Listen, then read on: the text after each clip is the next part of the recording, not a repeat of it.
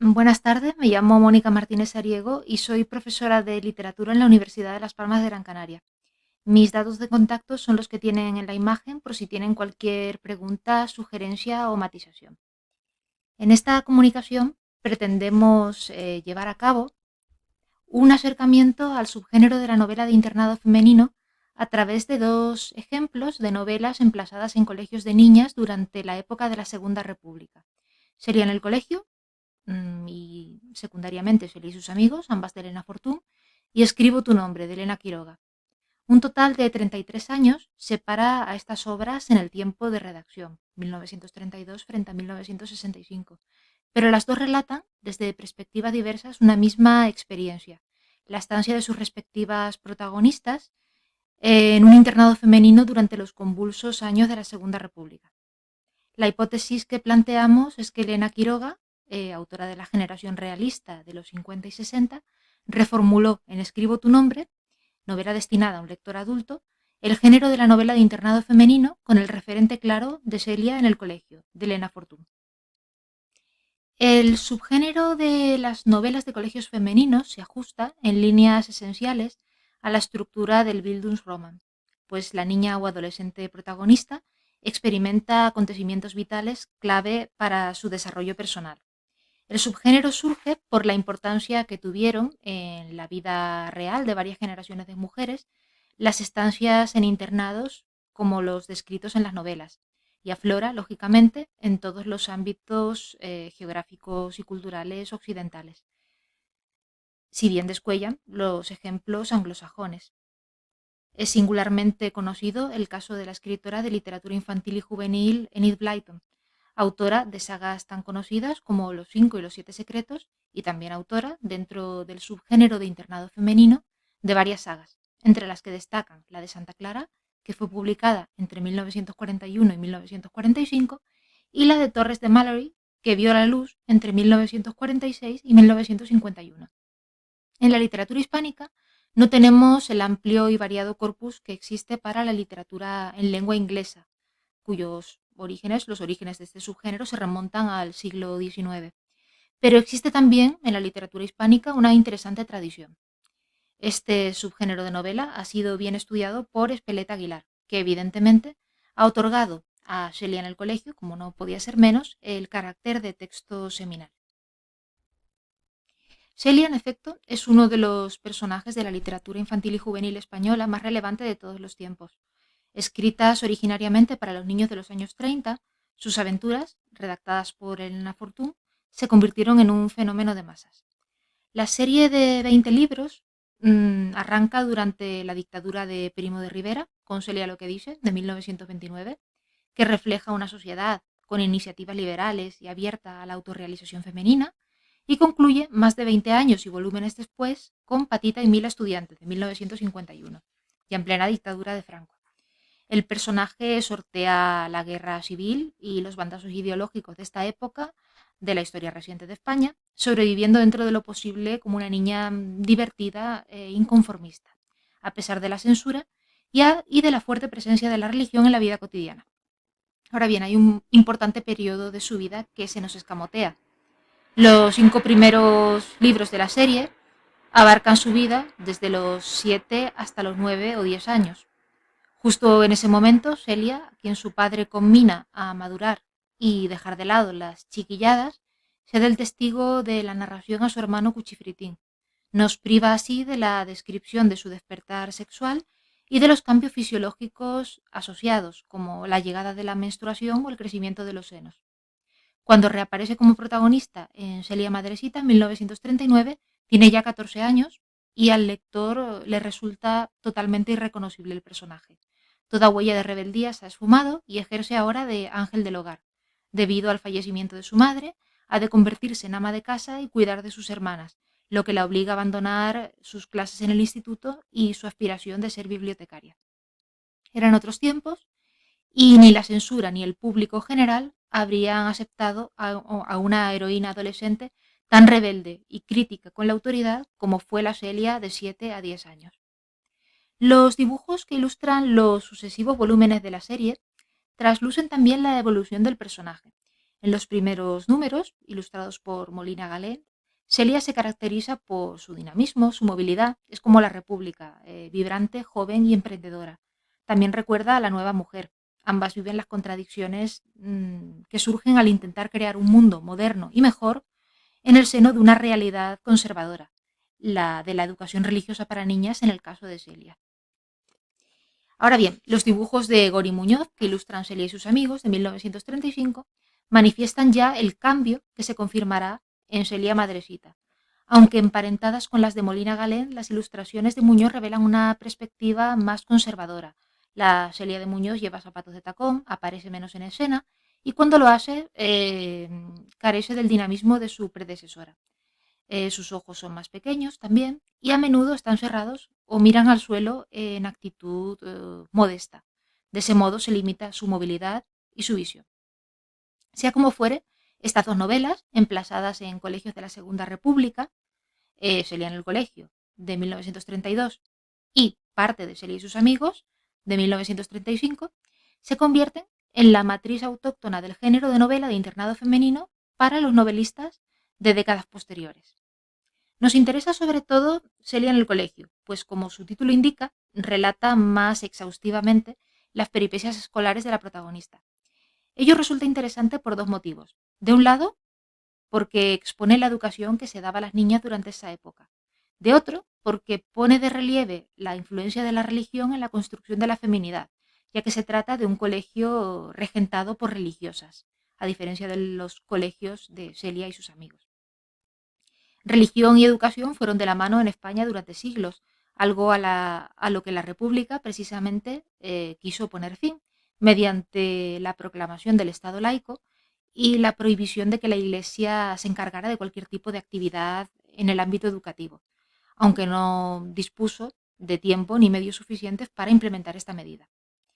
Celia en el colegio refleja el espíritu de reforma del nuevo régimen republicano en el campo de la educación, así como la crítica al clero, aunque suavizada por un fino sentido del humor. En el colegio, las enseñanzas de las monjas buscan privar a las niñas de su individualidad y de toda capacidad de contraargumentación o resistencia. Por medio de una estricta disciplina y de obediencia a las normas, les imponen un modelo femenino tradicional de sumisión, pasividad y domesticidad. En el colegio o internado, la mañana se inicia cada día con una de las madres entrando al dormitorio de las alumnas y exigiéndoles que contesten, como una sola voz, a una jaculatoria. Celia es reprendida por fingir que duerme y exhortada a callar cuando protesta. La escena de la novela que mejor ilustra la educación tradicional y su esfuerzo ridículo por convertir a los alumnos en autómatas es la del examen oral. Se pide a las niñas que memoricen los parentescos de los reyes españoles y respondan a diversas preguntas sobre estos. Como son incapaces de recordar los datos necesarios, la monja encargada les manda sentarse en determinado orden, ya que las preguntas son siempre las mismas y en la misma sucesión, de modo que bastaría con que cada una aprendiera su respuesta de memoria. El plan queda frustrado cuando la madre superiora empieza a hacer las preguntas en el sentido inverso al que acostumbraba y se genera, por tanto, una situación cómica en que ninguna de las respuestas es correcta. En un momento fugaz y concreto del examen, el sacerdote, don Restituto, pone en práctica la educación del libre pensamiento, si bien enseguida se da cuenta de la amenaza que supone y da marcha atrás. Cuando se están comprobando los conocimientos de las niñas sobre historia natural y Celia de enumerar las características de la ballena, entre las que se encuentran una garganta pequeña y un conducto estrecho que preside al estómago, el cura le pregunta lúdicamente qué opina de la historia de Jonás a la luz de la información que acaba de exponer respecto a los cetáceos. La respuesta es revolucionaria, que es mentira, mentira, mentira.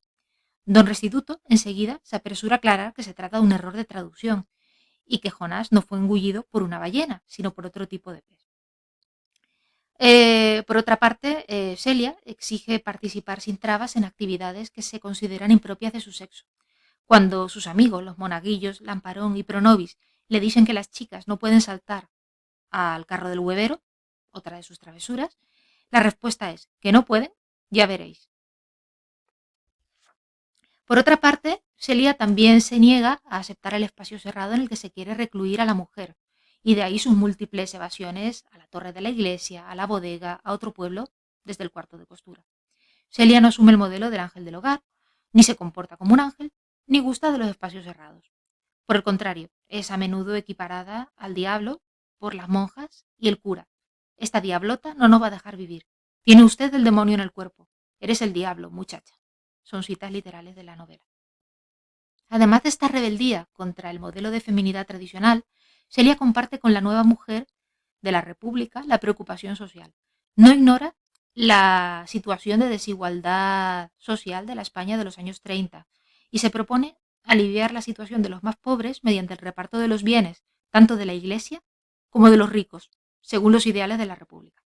Elena Fortún era consciente del peligro que entrañaba hacer reivindicaciones políticas en literatura infantil, esencialmente conservadora, y lo hace de forma inteligente y sutil, huyendo de la burda propaganda.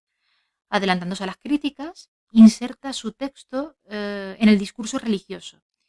No es una voz atea o agnóstica la que defiende la justicia social, sino la voz de la religión, con lo que negarla equivaldría a rechazar los designios divinos.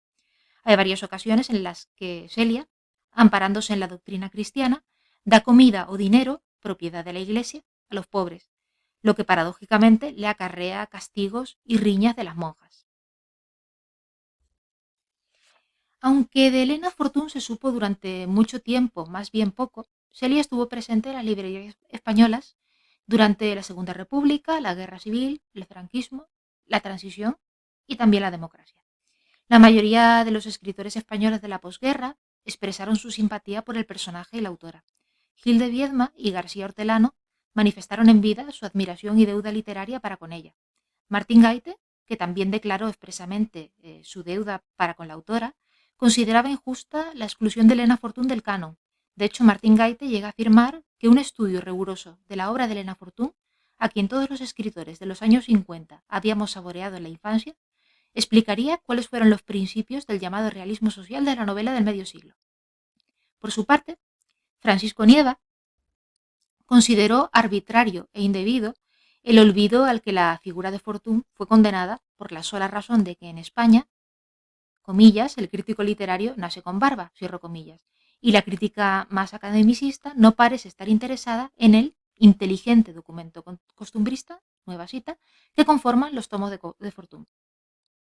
Elena Fortún, socia del Lyceum Club, fue una intelectual feminista y como tal supo imprimir una originalidad especial a su literatura infantil y juvenil, que ironizaba sobre los dogmas católicos, cuestionaba la autoridad patriarcal y contenía, por tanto, una semilla de feminismo.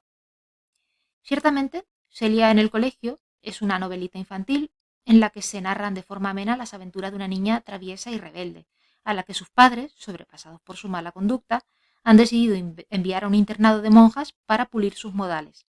Pero desde la ingenuidad de su mirada nos enfrentamos a las hipocresías e incongruencias del mundo adulto, impuestas en nombre de la religión, el clasismo, el sexismo o el etarismo. Aún entre líneas, es posible para el lector joven extraer imágenes de liberación o realización personal.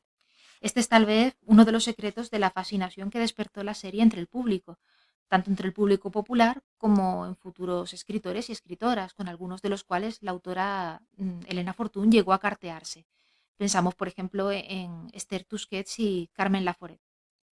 El caso es que la deuda de Elena Quiroga con Elena Fortún parece particularmente marcada. La larga novela de Quiroga, Escribo tu nombre, se adscribe al mismo subgénero que se leía en el colegio. Se desarrolla en la misma época, los años convulsos de la Segunda República, y toma muchas de sus particularidades narrativas, aunque orientando la novela a un lector adulto. En narraciones de otras escritoras, cuyos personajes pasaron por colegios de monjas, la experiencia en el internado se menciona solo de paso. El caso de Andrea, Nada, de Carmen Laforet, o de Matia, en Primera Memoria, de Ana María Matute. Sin embargo, en Escribo tu nombre, Elena Quiroga recoge todos los pormenores de la vida cotidiana en el colegio. Se trata probablemente del retrato más completo de la paralela experiencia femenina en toda la literatura hispánica moderna, en palabras de Sadlin, su editora. Por eso, en esta comunicación, hemos decidido abordar monográficamente el vínculo de esta novela con el subgénero de la novela de internado y particularmente con Celia en el colegio. En Escribo tu nombre asistimos al coming of age de Tadea, una niña huérfana internada en un colegio religioso, sobre el trasfondo de la agitación social de los años que preceden a la guerra civil. La realización personal y profesional de la protagonista acontece en el internado, ese entorno nutricio femenino que da pie a Quiroga a desgranar todos los tópicos del subgénero, ya presentes en Celia en el colegio y secundariamente en Celia y sus amigos. Uniforme, rezos, asignaturas, paseos y salidas, visitas familiares, funciones escolares, ejercicios espirituales, exámenes, castigos. Todos ellos, además de ilustrar la realidad educativa en tiempos de la Segunda República, son la base para la indagación personal que lleva a Tadea a convertirse finalmente en adulta. La actitud crítica que empieza a desarrollar Tadea llega hasta el punto de que a los 13 años no puede aguantar ya la vida en el colegio, tanto por la rutina represiva como por la hipocresía de las religiosas. Por ejemplo, no puede dejar de notar cómo, pese a las prédicas sobre la caridad, el tratamiento que reciben las alumnas refleja la situación económica de sus familias. La única becaria se convierte así en la sirvienta de todas las demás, y las bandas y lasitos que algunas niñas llevan siempre, a modo de premios de conducta o aprovechamiento, crean una brecha entre compañeras. Otro ejemplo notable es el que concierne a la actitud crítica y el libre pensamiento. A la madre prefecta no se le pueden hacer preguntas sobre religión, sino que todo debe ser aceptado literalmente. Y la madre Ornedo, orgullosa de ser licenciada en Filosofía y Letras por Salamanca, no reconoce cuando Carola, una alumna aventajada, cita y plagia en sus redacciones a Machado y Ortega. De hecho, la propia madre Ornedo juega en sus clases con una falsa libertad de expresión, marcada por la elección de determinadas lecturas y la censura de algunas otras, con páginas pegadas. Para acabar, el atrevido tema del despertar sexual sí que es abordado por Elena Quiroga, a diferencia de lo que ocurría en la serie de Celia. La inocente Tadea, al principio, no entiende la fanática preocupación de las religiosas por el cuerpo, la vigilancia exhaustiva a la que se somete a las alumnas cuando están en sus camaretas o en el baño, o la falta de espejos. Es a los 11 años, al confesarse con el padre Berger, cuando las preguntas insidiosas del cura le hacen pensar por primera vez en tocar las, comillas, partes feas de su cuerpo o en mirarse a sí misma o a las compañeras desnudas por placer. La crítica al clero es evidente cuando Tadea dice: tenía ganas de llorar, apoyar la cabeza sobre el brazo y ponerme a llorar. Me sentía inmunda, sucia de cabeza a pies. Eran sus palabras las que me manchaban, las que me perdían. Había el mal donde antes no había nada. El colegio en el que Tadea pasa 6 años de su vida, desde 1930 a 1936, es un microcosmos del trasfondo político y social de la Segunda República.